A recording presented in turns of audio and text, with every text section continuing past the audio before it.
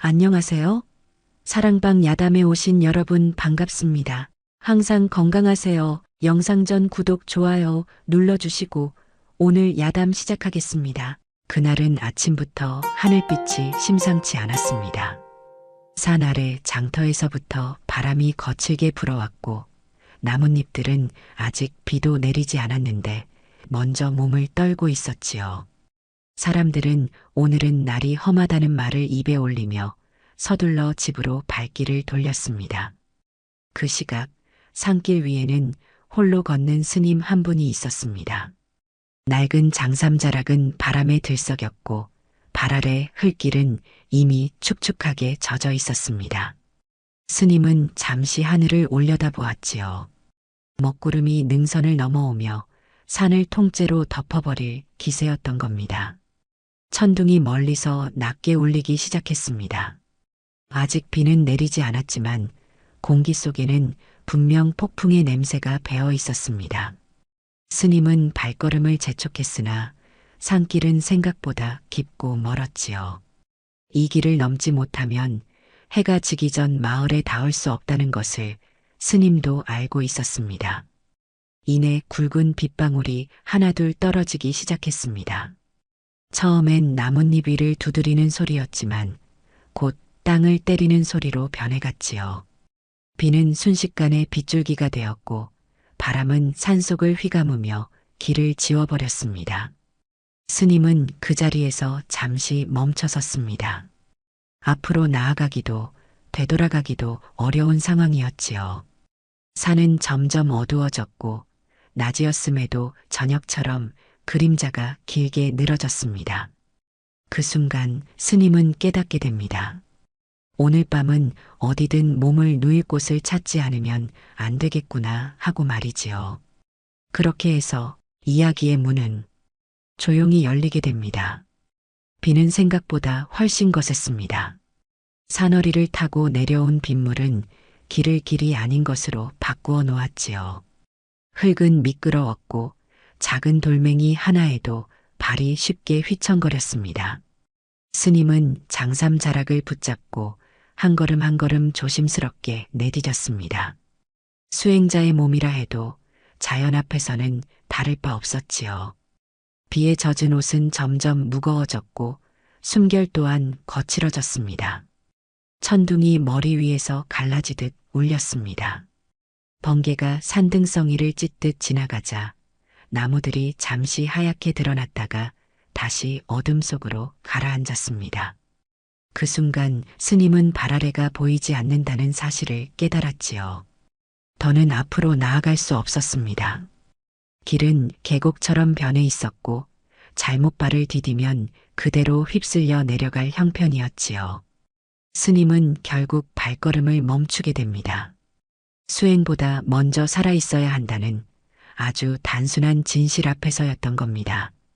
그때였습니다.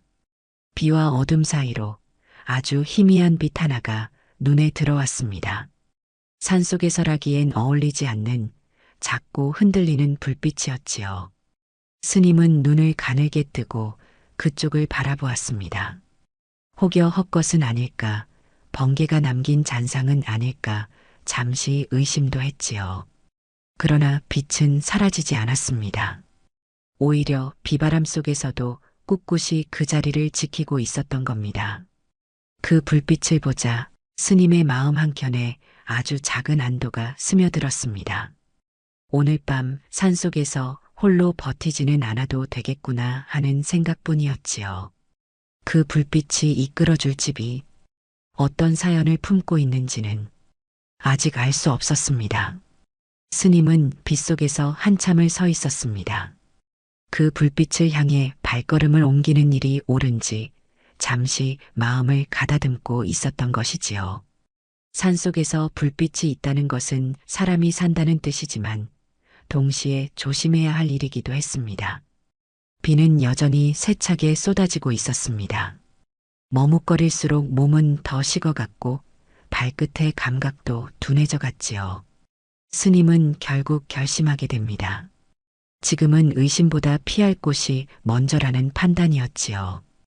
불빛을 향해 한 걸음 내딛자 발밑에서 물이 튀어 올랐습니다. 산길은 이미 길의 모양을 잃고 있었고 나무뿌리와 돌들이 발목을 붙잡았습니다. 스님은 몇 번이나 미끄러질 뻔하며 그쪽으로 내려갔습니다. 조금씩 가까워질수록 집의 형체가 드러났습니다. 기와 몇 장이 얹힌 작은 초가, 바람에 흔들리는 문, 그리고 창호지 너머로 새어나오는 노란 불빛이었지요. 산속에서 보기엔 지나치게 외딴 곳이었습니다. 스님은 그 앞에서 다시 발을 멈추었습니다. 이 집에 사는 이가 누구인지, 혼자인지 아닌지 알 수 없었기 때문입니다. 특히 이곳이 남의 눈을 피해 살아가는 과부의 집일 수도 있다는 생각이 들었지요. 그런 집에 스님이 하룻밤을 청하는 것이 어떤 의미로 비칠지 스님은 잘 알고 있었습니다. 문 앞에 서자 빗소리가 더 크게 들렸습니다. 처마 끝에서 떨어지는 물방울이 일정한 박자로 땅을 때렸지요. 그 소리 사이로 집안에서 사람의 기척이 희미하게 느껴졌습니다.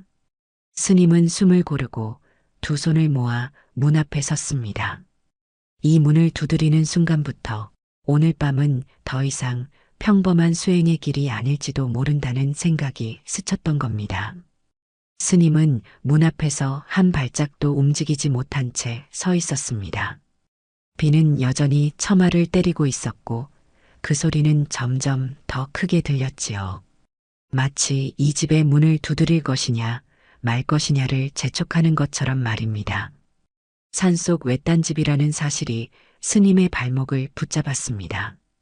이 집에 사는 이가 누구인지 알 수 없었고 혹여 여인이 혼자 사는 집이라면 이 밤의 방문이 어떤 의미로 남게 될지도 짐작하고 있었지요. 스님은 두 손을 모아 잠시 눈을 감았습니다. 비를 피하려는 마음과 남의 삶에 불필요한 흔적을 남기지 않으려는 마음이 서로 맞서고 있었던 겁니다. 문 안에서는 인기척이 희미하게 느껴졌습니다. 불길이 타오르며 나무가 터지는 소리, 그리고 누군가 숨을 고르고 있는 듯한 기척이었지요. 그 소리에 스님의 마음도 함께 조용히 흔들렸습니다. 이대로 돌아설 수도 있었습니다. 그러나 산길은 이미 물에 잠겼고 이 폭우 속에서 다시 길을 찾는 일은 목숨을 내놓는 일과 다르지 않았지요. 결국 스님은 고개를 숙이고 아주 조심스럽게 문을 두드리게 됩니다. 이 문을 두드리는 순간부터 오늘 밤은 수행의 길이 아니라 사람의 길 위에 들어서는 것임을 알면서 말이지요.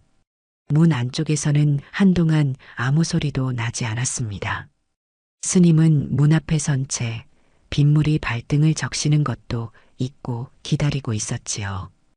혹여 문을 두드린 것이 무례가 되지는 않았는지 이미 마음속에서는 몇 번이나 스스로를 꾸짖고 있었습니다. 그때 문 안에서 조심스러운 발소리가 들려왔습니다.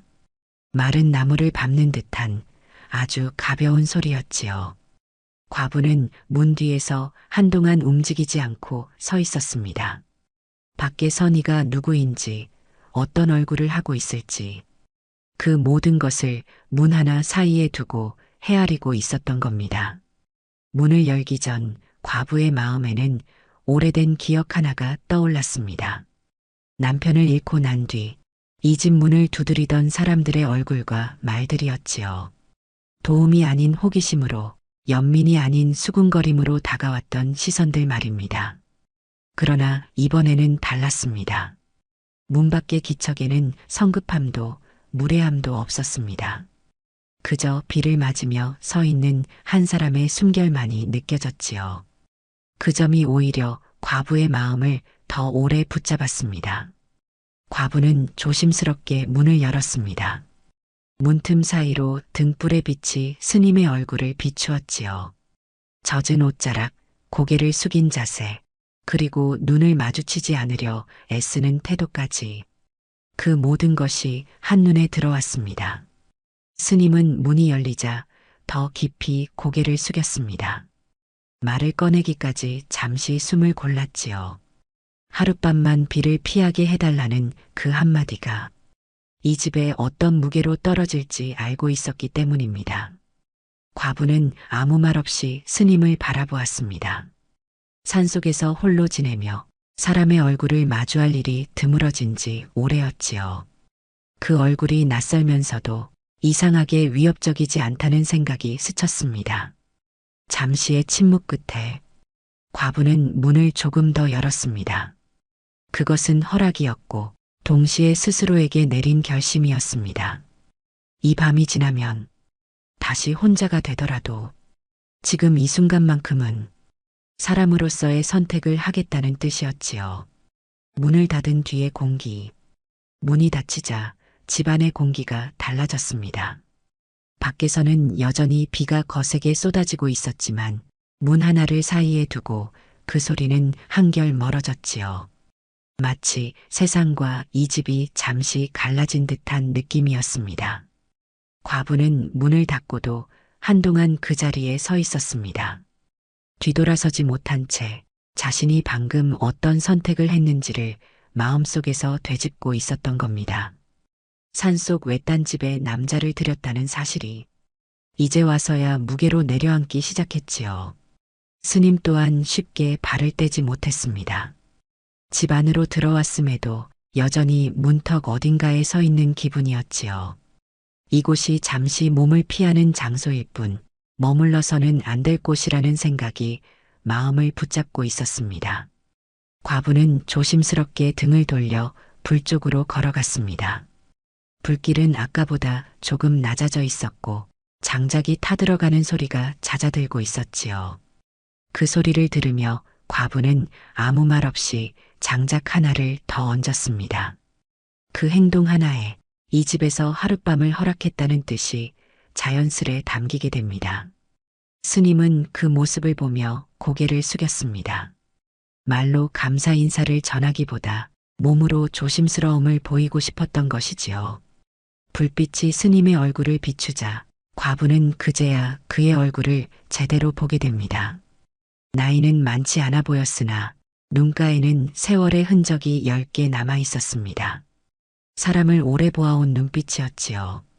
그러나 그 눈빛에는 사람을 가까이 하지 않으려는 결이 함께 섞여 있었습니다. 과부는 문득 그런 생각을 하게 됩니다. 이 사람도 어딘가에서는 혼자 견디며 살아온 시간이 있었겠구나 하고 말이지요. 그 생각이 들자 마음속 경계가 아주 조금 느슨해졌습니다. 스님 역시 과부를 흘끗 바라보았습니다. 불빛 아래 드러난 얼굴은 젊지도 늙지도 않은 나이였습니다. 그러나 그 얼굴에는 홀로 살아온 사람만이 가진 고요함이 배어 있었지요. 두 사람은 불 앞에 마주 앉았습니다. 그리고 그 침묵은 이 밤이 쉽게 지나가지 않을 것임을 말해주고 있었습니다. 불은 집안의 유일한 빛이었습니다. 그 불빛 아래에서 두 사람의 숨결이 처음으로 같은 공간에 머물렀지요. 불이 한번 크게 숨을 토하듯 일렁였습니다. 그 붉은 빛이 방 안을 훑고 지나가자 과부의 얼굴과 스님의 얼굴이 번갈아 드러났다 사라졌지요. 두 사람은 마주 앉아 있었으나 서로를 보지 않았습니다. 사람이란 눈을 마주치는 순간 마음이 먼저 말을 하게 되는 법이니까 말이지요. 밖에서는 빗줄기가 지붕을 때렸고 처마 끝에서는 물방울이 일정한 박자로 떨어졌습니다. 그 소리가 마치 이 집의 시간을 세는 듯 했지요. 스님은 두 손을 모아 낮게 말했습니다. 오늘 같은 날 산속에 불빛이 있다는 것만으로도 큰 복을 받았다고 말이지요. 과부는 대답 대신 장작을 한 토막 더 얹었습니다. 불길이 다시 살아나자 방 안의 공기도 함께 숨을 고르는 듯 했습니다. 그러다 바람이 문틈을 파고들어 문짝이 덜컥 소리를 냈습니다. 과부의 어깨가 순간 움찔했습니다. 그 반응은 놀람이 아니라 오래된 기억의 반사였지요. 스님은 그쪽을 보지 않고 조용히 일어나 문턱 가까이로 걸어갔습니다. 그리고 아무 말 없이 문고리 옆에 손을 얹었습니다. 문이 더 울리지 않게 바람을 막는 손이었지요. 과부는 그 모습을 보고 숨을 길게 내쉬었습니다. 스님이 낮게 말했습니다. 바람이 잠시 사나웠습니다 하고 말이지요. 그 한마디가 집안의 긴장을 조금 풀어놓았습니다. 과부는 짧게 말했습니다. 이 산은 밤이 되면 더 험해진다고 했지요. 스님은 고개를 끄덕였습니다. 말이 끝나자 다시 침묵이 흘렀습니다. 그러나 이번 침묵은 비어있지 않았습니다. 서로가 서로를 위협하지 않는다는 사실이 불빛처럼 조용히 번지고 있었던 겁니다. 과부는 자리에서 일어나 물항아리 쪽으로 갔습니다. 스님은 시선을 낮췄습니다. 보는 것만으로도 부담이 될 수 있음을 알았기 때문입니다. 과부는 작은 솥에 물을 올렸습니다. 그때 불길이 순간 세게 올라 과부의 손등이 뜨거운 기운에 닿을 뻔했지요. 과부는 아무렇지 않은 듯 손을 걷었지만 짧은 찡그림이 불빛에 들켜버렸습니다. 스님이 낮게 물었습니다. 괜찮으십니까? 하고 말이지요. 과부는 대답 대신 물그릇을 스님 앞으로 살짝 밀어두었습니다. 허락과 경계가 동시에 담긴 움직임이었습니다. 스님은 두 손으로 그릇을 받들 듯 받았습니다. 감사의 말도 삼키고 눈길도 삼킨 채였지요. 물김이 오르는 사이 과부의 입술이 한 번 떨렸습니다. 그러다 과부가 아주 낮게 말했습니다. 이 집은 원래 둘이 살던 집이었다고 했지요. 그 한 줄만으로도 방 안의 공기가 달라졌습니다. 스님은 더 묻지 않았습니다. 묻는 순간 그 기억이 이야기가 되어버릴까 두려웠던 겁니다. 과부는 잠시 손을 모았다가 풀었습니다. 말을 꺼낸 만큼 마음이 더 흔들릴까봐 스스로를 붙잡고 있었지요. 물 한 그릇이 식어가는 동안 두 사람의 마음도 조금씩 더 단단해지고 있었습니다. 밤이 깊어질수록 빗소리는 묵직해졌습니다. 그런데 어느 순간 빗소리 사이로 다른 소리가 섞였습니다. 땅을 누르는 소리, 젖은 흙을 밟는 듯한 발자국 같았지요. 과부의 눈이 커졌습니다. 산짐승일 수도 있었고 사람일 수도 있었습니다. 사람이라면 더 위험했지요. 과부는 본능적으로 문 쪽을 바라봤습니다. 스님도 숨을 멈춘 듯 고요해졌습니다. 발자국 소리는 가까워졌다가 멈췄습니다. 마치 문 앞에서 서성이는 듯 했지요. 과부의 손이 이불 끝을 꽉 움켜쥐었습니다. 그 순간 스님이 아주 조용히 일어나 문턱으로 갔습니다. 그리고 문고리에 손을 얹고 안쪽 빗장을 다시 확인했습니다. 쇠가 아니라 나무로 만든 빗장이었지만 그날만큼은 산을 지키는 칼처럼 느껴졌지요. 스님이 낮게 말했습니다. 걱정하지 마십시오 하고 말이지요. 그 말이 과부를 안심시키지는 못했습니다. 그러나 함께 있다는 사실은 분명히 했습니다. 잠시 후 발자국 소리는 다시 멀어졌습니다. 그제야 과부는 숨을 내쉬었습니다. 스님은 문턱에서 물러나지 않고 한동안 그대로 서 있었습니다. 과부는 그 뒷모습을 보며 문득 생각했습니다. 이 사람도 겁을 느끼는구나. 다만 겁을 움직임으로 숨길 줄 아는 사람일 뿐이라고 말이지요. 발자국 소리가 사라진 뒤에도 과부는 바로 눕지 못했습니다. 밤은 여전히 깊었고 바깥은 여전히 젖어 있었지요. 과부는 불씨가 꺼질까봐 장작을 하나 더 얹었습니다. 불길이 다시 올라오자 방 안의 어둠이 조금 물러났습니다. 스님은 그 불빛을 바라보다가 조용히 한마디 했습니다. 불은 사람 마음을 들키게도 합니다 하고 말이지요. 과부는 고개를 들지 않은 채 대답했습니다. 불이 꺼지면 마음도 꺼지는 것 같아서요 했지요. 그 말은 불에 대한 말이었지만 사실은 사람에 대한 말이었습니다. 스님은 더 말을 잇지 않았습니다. 그러나 그 한마디가 스님의 가슴에도 조용히 내려앉았습니다. 과부는 스님이 있던 자리 쪽을 잠시 바라보다가 다시 시선을 거두었습니다. 이 밤은 말 한마디가 너무 큰 의미로 번질 수 있는 밤이었으니까 말이지요. 불씨는 살아있었고 살아있는 불씨처럼 두 사람의 마음도 완전히 꺼지지 않았습니다. 불빛이 낮아지자 과부는 조심스럽게 일어났습니다. 이제 쉬어야 할 때가 되었다고 말했지요. 과부는 방 한쪽의 얇은 이불을 가리켰습니다. 스님은 즉시 고개를 숙였습니다. 그 자리에는 배려와 경계가 함께 놓여 있었습니다. 과부는 반대편 늘 혼자 잠들던 자리로 갔습니다. 익숙한 자리였지만 오늘은 낯설었습니다. 같은 방에 다른 숨이 있다는 사실이 자리를 다른 곳으로 바꿔놓았지요. 스님은 이불 위에 앉아 두 손을 모았습니다. 기도인지 다짐인지 모를 침묵이 흘렀습니다. 과부는 그 모습을 보고 눈길을 돌렸습니다. 시선이 오래 머무는 순간 마음이 먼저 달려갈까 두려웠던 겁니다. 두 사람은 각자의 자리에 누웠습니다. 그런데 잠들기 전 과부가 한마디 덧붙였습니다. 문은 안쪽에서 잠가두었습니다 했지요. 스님이 낮게 답했습니다. 예, 알겠습니다 했지요.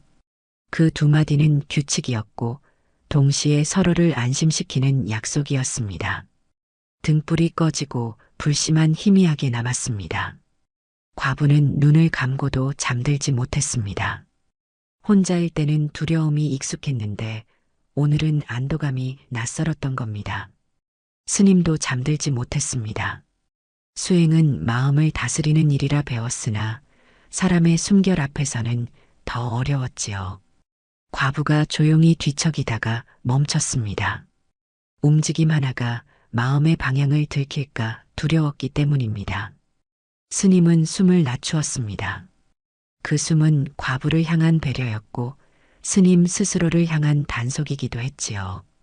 그때 처마 끝에서 물방울이 똑똑 떨어지기 시작했습니다. 그 소리가 마치 시간을 세는 것처럼 이어졌습니다. 과부는 마음속으로 되뇌었습니다. 이 밤이 지나면 다시 제자리로 돌아가야 한다고 말이지요. 스님도 마음속으로 다짐했습니다. 선을 넘지 않겠다고 했지요.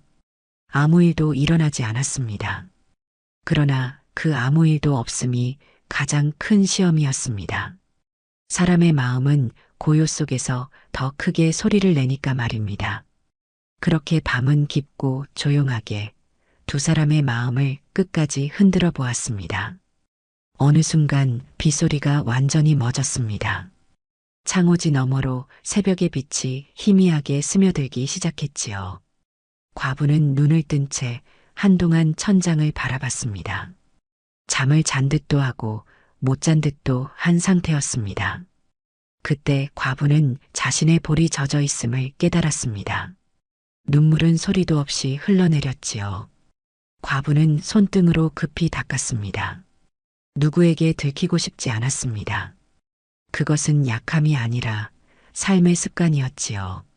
스님도 이미 깨어 있었습니다. 그러나 스님은 과부 쪽으로 고개를 돌리지 않았습니다. 모르는 척 해주는 것이 이 밤의 마지막 예의라고 생각했던 겁니다. 새벽은 그렇게 두 사람에게 같은 방식으로 왔습니다.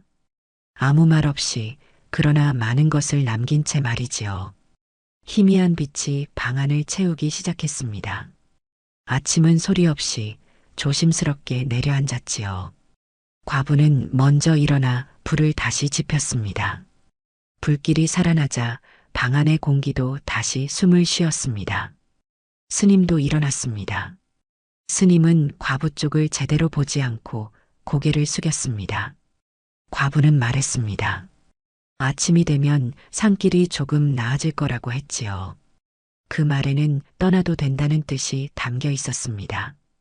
붙잡지도 재촉하지도 않는 말이었습니다. 스님은 짐을 챙기며 조용히 답했습니다. 은혜를 잊지 않겠습니다 했지요. 과부는 고개만 끄덕였습니다.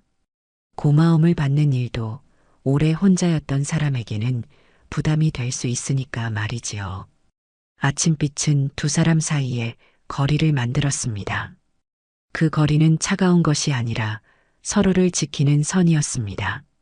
스님은 문 앞에 섰습니다. 하룻밤을 머물렀을 뿐인데 발걸음이 무겁게 느껴졌지요. 스님은 깊이 고개를 숙여 인사했습니다. 말로 다하지 못한 감사가 그 인사에 담겨 있었습니다. 과부는 그 인사를 조용히 받아들였습니다. 스님이 문 밖으로 나서려는 순간 과부가 아주 작게 말했습니다. 비가 또 오면 산은 다시 길을 삼킨다고 했지요. 스님은 잠시 멈췄다가 답했습니다.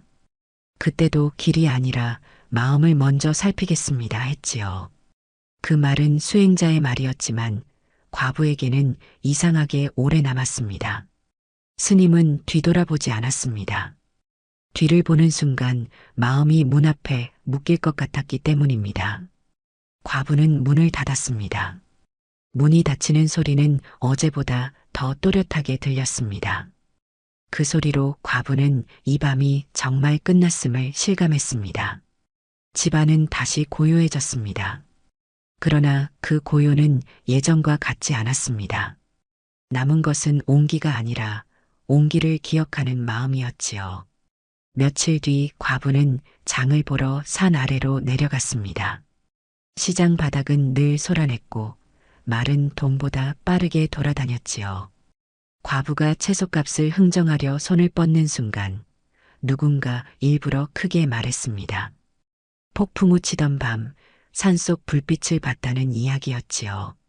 사람들의 눈이 동시에 과부에게로 쏠렸습니다. 누군가는 고개를 갸웃했고 누군가는 얕게 웃었습니다. 그리고 마침내 누군가 한마디를 던졌습니다. 스님이 그 집에 들어갔다더라 했지요. 그 말은 사실이었습니다. 하지만 그들이 원하는 사실은 다른 곳에 있었습니다. 과부의 손이 잠시 멈췄습니다. 그 순간 장터의 소리들이 모두 멀어지는 듯 했습니다. 과부는 아무 말도 하지 않았습니다. 해명은 불을 키우고 침묵은 상처를 막는다는 것을 과부는 알고 있었지요. 과부는 값을 치르고 등을 돌렸습니다. 등 뒤로 따라붙는 시선이 뜨거웠습니다. 과부는 걸음을 멈추지 않았습니다. 산으로 돌아가는 길 위에서 과부는 결심했습니다. 세상의 입보다 내가 겪은 시간을 믿겠다고 말이지요. 과부는 산 아래로 내려가는 횟수를 줄였습니다. 사람이 적은 길을 택하고 필요한 것만 챙겼지요. 도망이 아니라 삶의 방향을 바로 세우는 선택이었습니다. 과부는 집 뒤의 공터를 정리했습니다. 돌을 옮기고 나무를 베고 손에 잡히는 것부터 해나갔지요. 몸이 움직이면 마음도 정리되는 법입니다. 사람들의 말이 머릿속에서 떠오를 때마다 과부는 도끼질을 멈추지 않았습니다. 그 말들이 내 삶의 주인이 되게 둘 수 없었기 때문입니다. 밤이 되면 문을 더 단단히 걸어 잠갔습니다. 그것은 누군가를 막기 위한 잠금이 아니라 내 마음을 지키기 위한 잠금이었지요. 과부는 불 앞에 앉아 스스로에게 말했습니다. 설명하지 않아도 되는 삶을 살겠다고 말이지요. 침묵은 약함이 아니라 과부가 택한 방식이었습니다. 그 방식이 외로움을 부르더라도 흔들리지는 않겠다는 뜻이었지요. 그로부터 몇 해가 흘렀습니다. 비가 오는 날만 되면 스님의 마음은 이상하게 젖어들었다고 합니다. 기도를 올리다가도 문득 산속의 불빛 하나가 떠올랐지요. 스님은 그 이유를 다 설명하지 못했습니다. 다만 한 가지는 분명했습니다. 그 밤은 수행의 길에서 지워지지 않는 한 줄이 되어버렸다는 것 말입니다. 어느 비 오는 날 스님은 다시 그 산길을 올랐습니다. 예전보다 걸음은 느려졌으나 발걸음은 더 단단해 보였지요. 스님은 계곡가에서 잠시 멈췄습니다.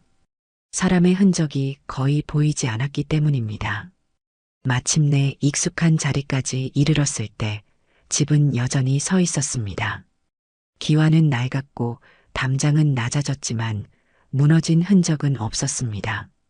그런데 문 아래 젖지 않게 덮어둔 장작 몇 토막이 가지런히 놓여 있었습니다. 누군가 여전히 이 집을 살리고 있다는 증거였지요. 스님은 그 앞에서 오래 서 있지 못했습니다. 마음이 한 번에 다 흔들려 버릴 것 같았기 때문입니다. 스님은 문 앞에서 고개를 숙여 합장했습니다. 그것은 감사였고 인사였고 작별이었습니다. 누군가에게 닿지 않아도 괜찮은 인사였지요. 수행자에게는 마음을 바로 세우는 절이 있으니까 말입니다. 스님은 집을 자세히 보았습니다.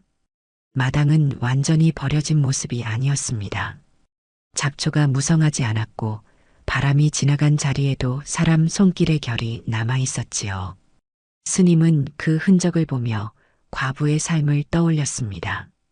사람들의 말에서 멀어지고 필요한 만큼만 세상과 거리를 두고 살아온 모습 말이지요. 스님은 몇 번이나 손을 들어 문을 두드릴 뻔했습니다. 그러나 끝내 두드리지 않았습니다. 문을 두드리는 순간 그 밤이 다시 현재가 될 것 같았기 때문입니다. 스님은 돌아섰습니다. 뒤를 보는 순간 마음이 문 앞에 묶일 것 같아 끝내 고개를 돌리지 않았지요. 산은 다시 수행자의 길이 되었고 집은 산의 일부로 남았습니다. 말해지지 않은 사연들은 그렇게 자연 속으로 스며드는 법이었습니다. 사람들은 끝내 확실한 이야기를 얻지 못했습니다. 폭풍우 속 과부집에 스님이 하룻밤 머물렀다는 사실만 남았지요. 그 안에서 무엇이 있었는지는 아무도 알지 못했습니다. 그리고 어쩌면 아무도 알 필요가 없었던 이야기였을지도 모릅니다. 아무 일도 없었습니다. 그 말은 아무것도 느끼지 않았다는 뜻이 아니었고 아무 생각도 하지 않았다는 뜻도 아니었습니다. 오히려 그 반대였습니다. 그 밤은 사람의 마음이 어디까지 흔들릴 수 있는지를 끝까지 보여준 시간이었습니다. 과부에게 그 밤은 다시 혼자로 돌아가기 위한 밤이었습니다. 온기를 느꼈으나 매달리지 않기로 선택한 밤이었지요. 스님에게 그 밤은 수행의 길에서 만난 또 하나의 시험이었습니다. 선을 넘지 않겠다는 다짐이 가장 조용한 자리에서 가장 크게 시험받았지요. 세상은 아무 일도 없었던 밤보다 무언가 있었을 법한 밤을 더 좋아합니다. 그래서 말은 부풀려지고 상상은 사실을 대신하게 됩니다. 그러나 진짜 이야기는 대개 그렇게 떠들썩하지 않습니다. 큰 사건도 격한 말도 없었지만 넘지 않기로 한 마음이 있었고 지키기로 한 삶의 자리가 있었을 뿐이었지요. 그래서 이 이야기는 아무 일도 없었던 밤의 이야기입니다. 그러나 사람의 마음에서는 결코 아무 일도 없지 않았던 그런 밤의 이야기였다고 합니다. 그 밤에는 아무 일도 없었습니다. 그러나 아무 일도 없었기에 두 사람의 마음에는 오래 남을 무언가가 남았지요. 과부는 다시 혼자의 삶으로 돌아갔고 스님은 수행의 길로 돌아갔습니다. 산은 아무 말도 하지 않았고 집도 그 자리에 그대로 있었습니다. 다만 그 밤을 건넌 두 사람만이 아무 일도 없었던 그 밤을 오래 기억하게 되었을 뿐입니다. 그렇게 이 이야기는 조용히 끝이 납니다. 이 밤에 정말 아무 일도 없었다고 느끼셨나요? 여러분의 생각을 댓글로 남겨주세요.